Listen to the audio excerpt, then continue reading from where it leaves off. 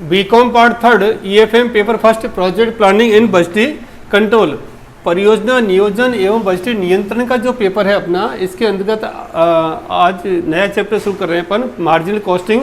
और इस marginal costing के अंतर्गत हम अध्ययन करेंगे कॉस्ट वॉल्यूम प्रॉफिट एनालिसिस, लागत लाभ मात्रा विश्लेषण, यानी कि जो प्रबंधकीय तकनीक है डिसीजन लेने के लिए, उसके अंतर्गत हम आज इस तकनीक का प्रयोग करेंगे, लागत लाभ मात्रा लाभ विश्लेषण। क्योंकि आप जानते हैं कि किसी कंपनी की जो उत्पादन की मात्रा है, उसकी लागत है, लाभ और विक्रय मूल्य, ये आपस में एक दूसरे से अंतर संबंध होते हैं।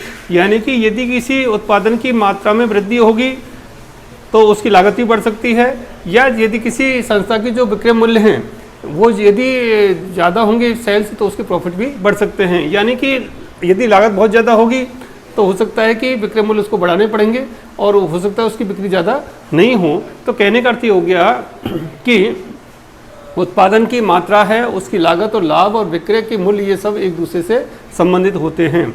तो जो कॉस्ट वॉल्यूम प्रॉफिट एनालिसिस जो टेक्निक्स है, इसके अंतर्गत सबसे पहली विधि आती है कंट्रीब्यूशन की, अंशदान की। कंट्रीब्यूशन क्या होता है? विक्रय राशि एवं परिवर्तनशील व्यय के अंतर को अंशदान कहा जाता है। यानी कि जो सेल्स है उसमें से यदि हम जो वेरिएबल कॉस्ट है उसको कम कर दें तो वो आपका कंट्रीब्यूशन आ जाएगा, और कंट्रीब्यूशन में से यदि हम फिक्स्ड कॉस्ट को घटा दें तो आपका प्रॉफिट आ जाएगा। तो इस प्रकार से हम कह सकते हैं कि इसकी दो इक्वेशन बनती हैं, contribution is equal to sales minus variable cost, या contribution is equal to fixed cost plus profit. यदि किसी संस्था में contribution is greater than fixed cost है तो लाभ की स्थिति होगी। यानी कि यदि कंट्रीब्यूशन ज़्यादा है और फिक्स्ड कॉस्ट कम है तो क्या होगा? संस्था को लाभ प्राप्त होगा। और यदि contribution is less than fixed cost equal to loss, यानी कि इसका मतलब ये होगा कि यदि संस्था में कंट्रीब्यूशन की राशि ज़्यादा है, फिक्स्ड कॉस्ट कंट्रीब्यूशन की राशि कम है, फिक्स्ड कॉस्ट ज़्यादा है तो हानि होगी। और ये फिर contribution is equal to fixed cost, तो ऐसी स्थिति में नो लॉस नो प्रॉफिट की स्थिति होगी। अब ये जो कंट्रीब्यूशन की बहुत सारी विशेषताएं पाई जाती हैं, उसमें सबसे पहले चीज़ हम जो काम में ले रहे हैं वो ये है कि प्रत्येक विक्रय स्तर पर अंशदान अलग अलग होता है। यानी कि सेल्स के लेवल में यदि कमी वृद्धि होगी तो अंशदान भी कमी वृद्धि होगी। यदि सेल्स की जो प्रति इकाई लागत है और उसकी जो प्रति इकाई लागत है वेरिएबल कॉस्ट की, उसमें कोई अंतर तो नहीं है। तो इस प्रकार से एक एग्जांपल ले रहा हूँ मैं आपको कि सेल्स 10 रुपीज़ पर यूनिट है और वेरिएबल कॉस्ट आपकी 6 रुपीज़ पर यूनिट है। मान लीजिए 1000 की यूनिट की सेल्स होती है, तब कंट्रीब्यूशन कितना होगा? तो आप देख सकते हैं कि 1000 की यूनिट पर इंटू सेल्स है आपका 10 रुपीज़, तो ये होगा 10,000 आपकी सेल्स, और आपकी 1000 यूनिट की बिक्री 6 रुपीज़ आपकी मान लीजिए वेरिएबल कॉस्ट है, तो ये आ गया आपका 6000। तो ये आ गया आपका सेल्स माइनस वेरिएबल कॉस्ट, तो 10,000 माइनस 6,000, तो ये हो गया 4,000 आपका आ गया है कंट्रीब्यूशन। तो ये आपका 4,000 रुपये का कंट्रीब्यूशन है। अगर मान लीजिए सेल्स की जो 1000 की यूनिट की जाती हैं वो बढ़ करके 2000 यूनिट हो जाती हैं, तब कंट्रीब्यूशन पर क्या प्रभाव पड़ेगा? तो आप यहाँ देख लीजिए कि 2000 यूनिट जो हैं इनको 10 रुपये की सेल्स प्राइस है पर यूनिट, तो 20,000 रुपये आ गई, और वेरिएबल कॉस्ट आपकी 6 रुपये है, तो ये 12,000 आ गई। तो 20,000 माइनस 12,000 8,000, कंट्रीब्यूशन कितना हो गया? 8,000 हो गया। यानी कि विक्रय की स्तर में यदि परिवर्तन होगा, यदि विक्रय का स्तर बढ़ता है तो कंट्रीब्यूशन भी बढ़ेगा, और विक्रय स्तर यदि कम होता है तो कंट्रीब्यूशन भी कम होगा। जैसे विक्रय का स्तर मान लीजिए 1000 यूनिट की तुलना में 500 इकाई हो जाता है, तो 500 इकाई इंटू सेल्स प्राइस यूनिट क्या है? 10 रुपीज़ है, तो 5,000 की आपकी सेल्स आ गई। 500 इंटू 6 रुपीज़, ये 3,000 की आपकी वेरिएबल कॉस्ट आ गई, तो ये माइनस हो गई, तो ये आ गया 2,000 आपका ये क्या गया? कंट्रीब्यूशन। यानी कि बिक्री की मात्रा यदि कम हो जाती है तो कंट्रीब्यूशन भी आपका कम होगा, बिक्री की मात्रा बढ़ती है तो कंट्रीब्यूशन भी बढ़ेगा। जबकि विक्रय का मूल्य, प्रति इकाई जो विक्रय का मूल्य है और प्रति इकाई जो लागत वेरिएबल कॉस्ट है उसमें कोई अंतर नहीं आता है। तो ये पहली विशेषता कि अंशदान बिक्री का जो स्तर है कम, यदि बिक्री के स्तर में कमी वृद्धि होती है तो अंशदान में भी कमी वृद्धि होगी। अब दूसरा इसमें है कि प्रति इकाई अंशदान स्थिर होगा यदि इनमें कोई चेंज नहीं होता है। तो प्रति इकाई जो अंशदान है, अभी इसमें प्रति इकाई अंशदान यहाँ पर निकाल रहे हैं। देखिए आप, यहाँ पर अंशदान आया 1000 यूनिट पर 4000 का, तो 4000 बटे 1000 यूनिट, तो ये आ गया आपका 4 रुपये प्रति इकाई। यहाँ पर आपके 2000 यूनिट पर अंशदान तो 8000, तो 8000 बटे 2000, ये भी आपका 4 रुपये प्रति इकाई अंशदान। वहाँ जो 500 यूनिट थी, तो 500 यूनिट पर अंशदान आया था अपना 2000 रुपये, तो 2000 बटे 500, ये भी आपका 4 रुपये। यानी कि प्रति इकाई अंशदान स्थिर रहेगा कब? जब आपकी प्रति इकाई विक्रय मूल्य और प्रति इकाई परिवर्तनीय लागत के मूल्य में कोई अंतर नहीं होता है, तो अंशदान की जो प्रति इकाई है वो बराबर होगी, उसमें कोई चेंज नहीं होगा, वो स्थिर होगा।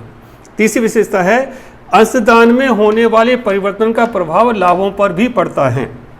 यानी कि यदि अंशदान में कोई परिवर्तन होता है, अंशदान कम होता है, ज़्यादा होता है, तो उसका प्रभाव लाभों पर भी पड़ेगा। जैसे यहाँ पर हम एक एग्जाम्पल ले रहे हैं।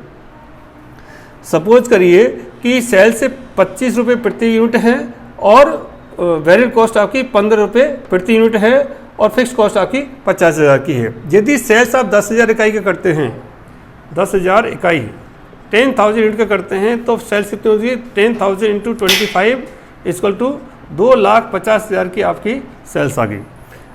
अगर मान लीजिए आपकी जो वेरिएबल कॉस्ट है वो कितनी रखी है? 15, तो 10,000 इंटू 15 माइनस कितनी हो गई? 1,50,000।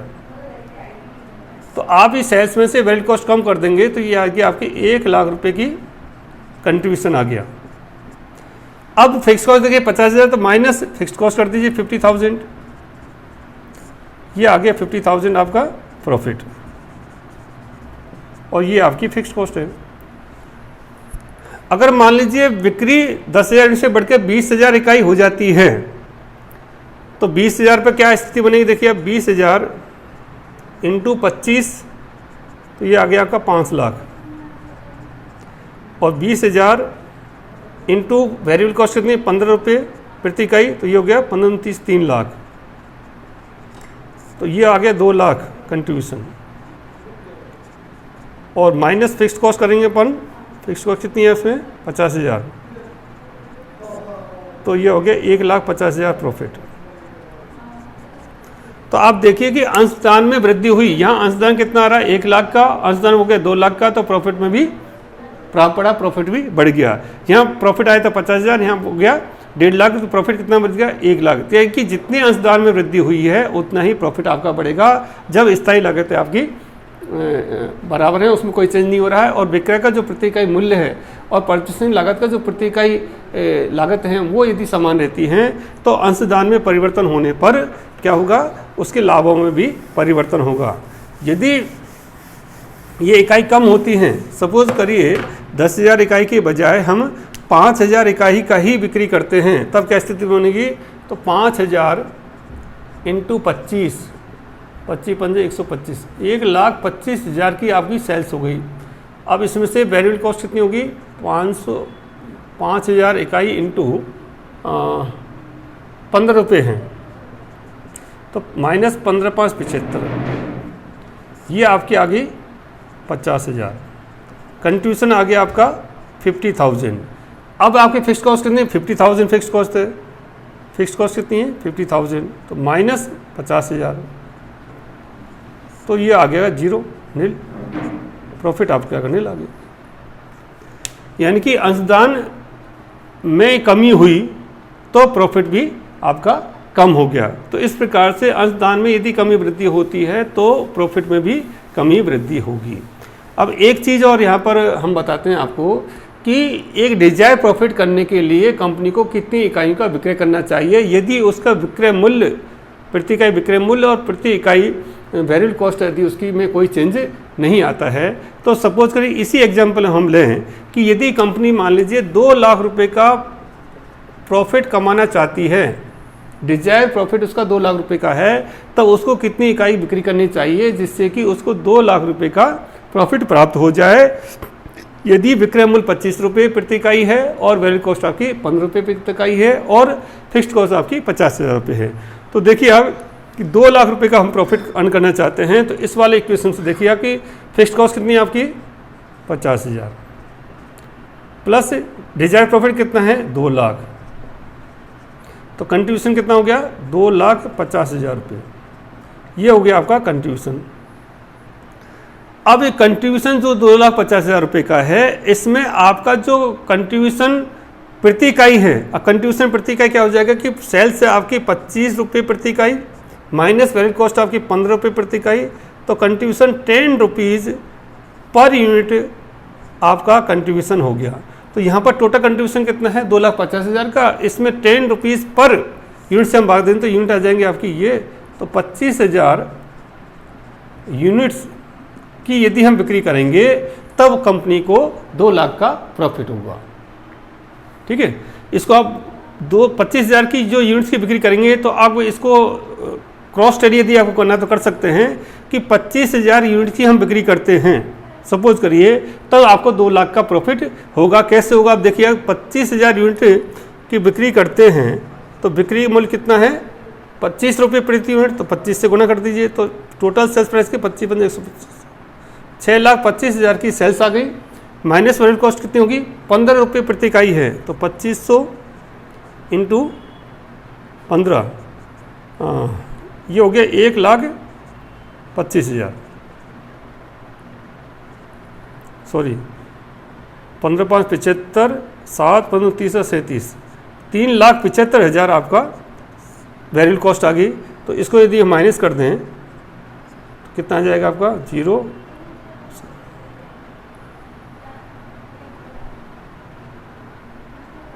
सेल से आपकी 25 रुपये 25 725 और 25,000 है इंटू 15, तो ये हो गया आपका 25 इंटू 15, तो ये हो गया आपका 0 7 12 4, तो 2,50,000 का आपका हो गया कंट्रीब्यूशन आ गया। इस कंट्रीब्यूशन में से हम फिक्स्ड कॉस्ट को माइनस करें, माइनस फिक्स्ड कॉस्ट कितनी इसमें 50,000, तो ये आ गया आपकी 2 लाख रुपए का प्रॉफिट। ठीक है, 2 लाख का प्रॉफिट आ गया। 2 लाख का प्रॉफिट कमाने के लिए आपको कितनी बिक्री करनी पड़ेगी 25,000 इकाइयों की, 25,000 की बिक्री करने की, तो आप ऐसे भी इसको क्रॉस टैली कर सकते हैं। तो इस प्रकार से इस कंट्रीब्यूशन के माध्यम से आप बहुत सारे डिसीजन ले सकते हैं कि उस कंपनी के अंतर्गत जो विक्रय की राशि है उसमें से यदि हम परिवर्तनशील व्यय को घटाते हैं तो कंट्रीब्यूशन प्राप्त हो जाता है, और उस कंट्रीब्यूशन में से यदि हम स्थायी खर्चों को घटा देते हैं तो कंपनी को लाभ प्राप्त होगा। और यदि कंपनी के पास में जितना कंट्रीब्यूशन है उतने ही स्थायी खर्चे हो रहे हैं तो फिर कंपनी को कोई नो लॉस नो प्रॉफिट की स्थिति आएगी। और ये स्थिति हम पढ़ेंगे बाद में ब्रेक इवन पॉइंट एनालिसिस के अंदर, बीपी के अंतर्गत, जो नेक्स्ट वीडियोज़ के अंदर हम इसको डिस्कस करेंगे।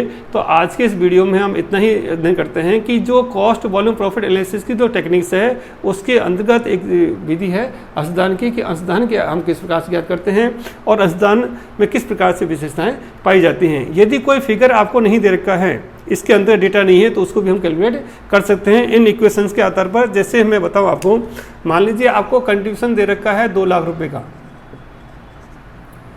फिक्स्ड कॉस्ट दे रखी है मान लीजिए 50,000 रुपये की, तो आपका प्रॉफिट कितना होगा, तो इस इक्वेशन जोड़ दीजिए। कंट्रीब्यूशन बराबर, तो 2 लाख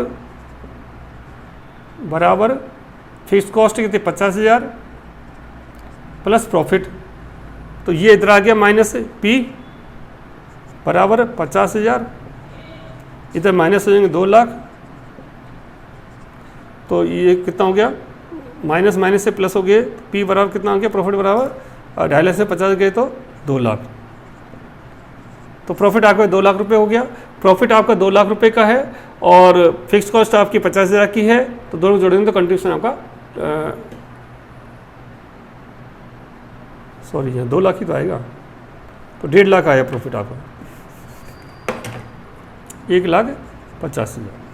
ठीक है, तो प्रॉफिट आपका 1.5 लाख रुपये आ गया, फिक्स्ड कॉस्ट आपकी है 50,000 की है, तो दोनों को जाकर कंट्रीब्यूशन आपका 2 लाख रुपए के बराबर आ गया। तो इस प्रकार से यदि आपको जो भी डेटा दे रखे हैं उनके हिसाब से निकाल सकते हैं। तो आज की वीडियो में हम इतना ही। थैंक यू, धन्यवाद।